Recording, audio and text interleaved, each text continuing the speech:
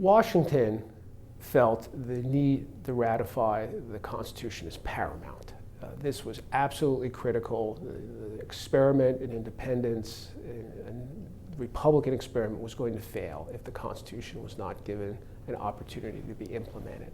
So he put an enormous amount of stock in the ratification of the Constitution and then an effective government growing out of it. Jefferson is still in France throughout the period of the ratification of the Constitution. His views on the ratification moderated over time. Originally, he felt that the best answer to his great concern about the lack of Bill of Rights and some of the other areas would be to have 9 states ratify the Constitution, and then the other 4 states hold up their ratification until there was a Bill of Rights. So, not create an effective full United States until that great problem was resolved.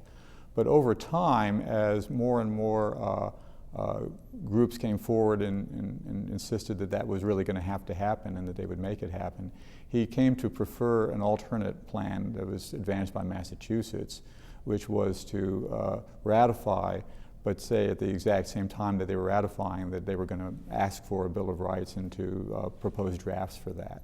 And so he came to see that was acceptable, that they would ratify without preconditions, but that the states ratifying would say, we're going to demand one. The ratification battle, of course, was quite vehement and very difficult, and one of the states that made it particularly difficult was Virginia. And so Virginia, of course, had to promise a Bill of Rights in order to ratify, which was something Washington wasn't all that thrilled about. His own diary of the day is interesting, the day that Virginia ratifies. He just says, Virginia ratified today, there's a party, Mrs. Washington and I are going.